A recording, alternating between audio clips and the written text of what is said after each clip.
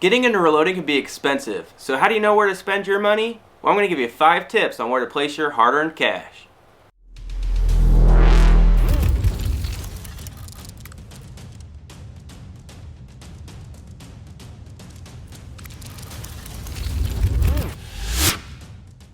Just kick it off with the controversial one here, alright? An annealer.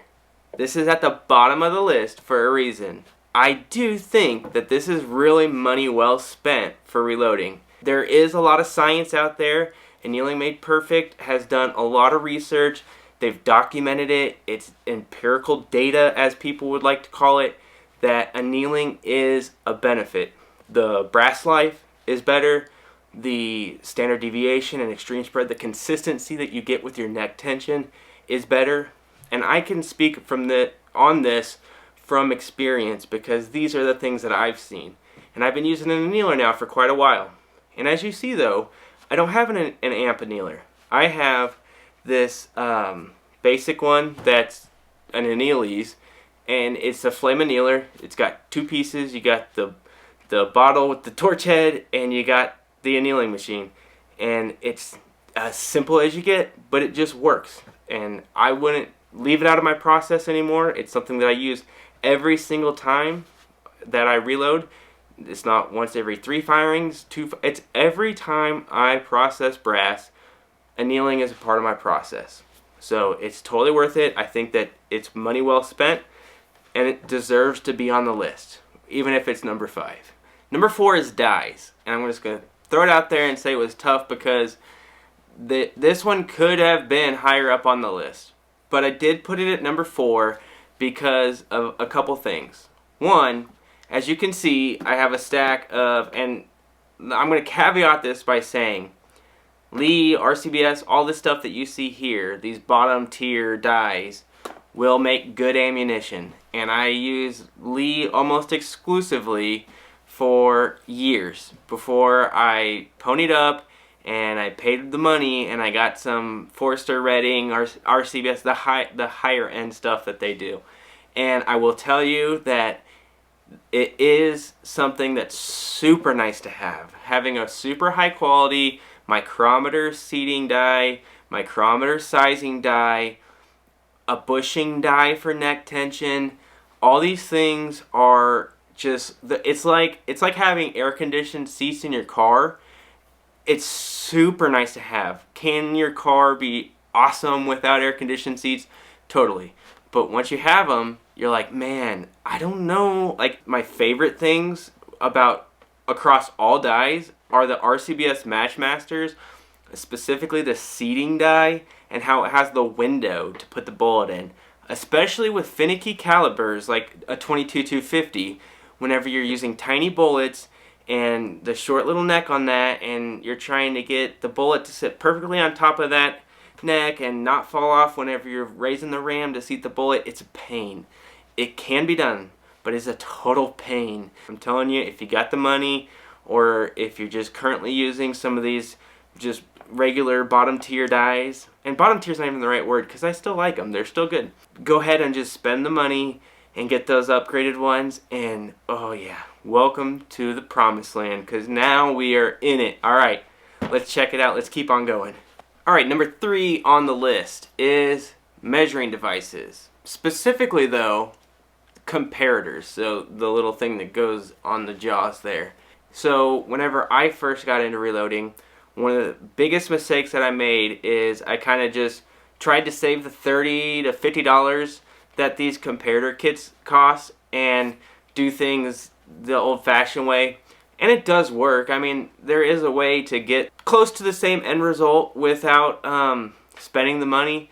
But it is, I think, a really good place to put some cash, and it's going to save you a lot of time and a lot of headaches. For instance, you're sizing your cases, and you're trying to get the ideal head space and how far back to bump your shoulder on your brass.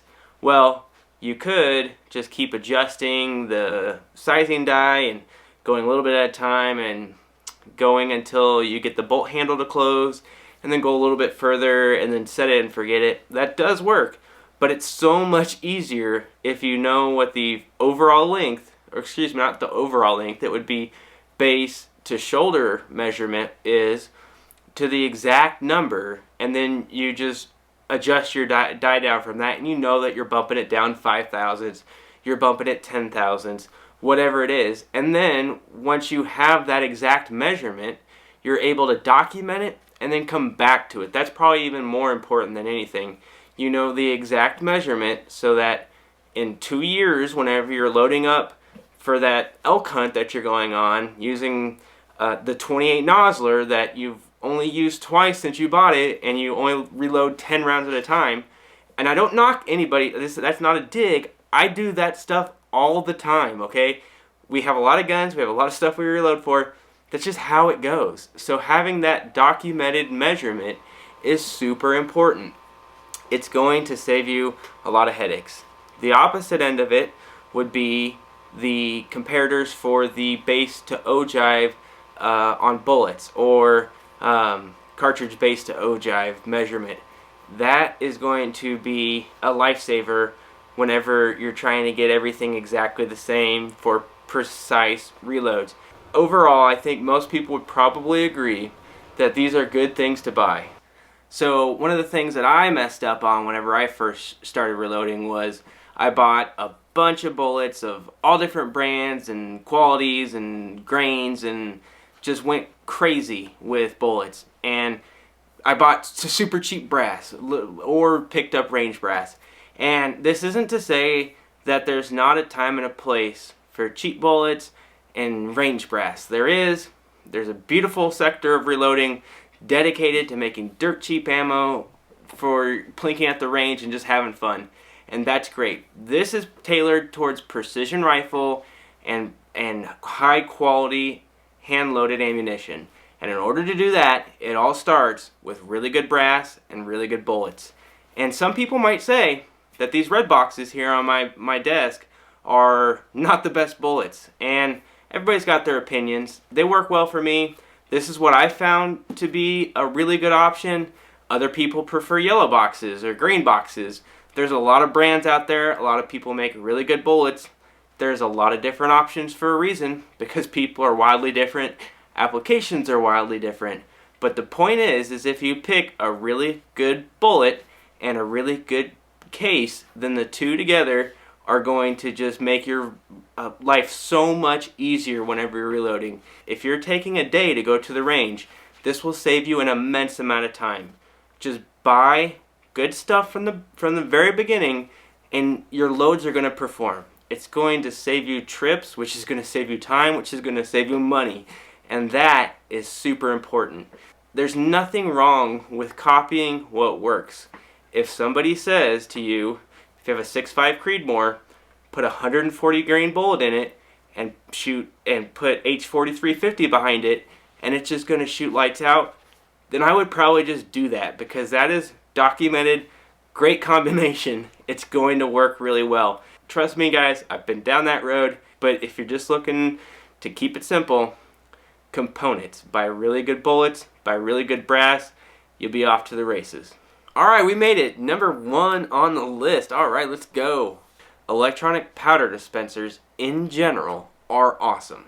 They're going to be the biggest time saver. They're going to make your reloading process so much easier. I can't stress it enough. I don't know if you've started off using or have used or what you currently use, but I started with a beam scale, and beam scales are great. You could probably argue beam scale is more precise than this, and I wouldn't rebut that.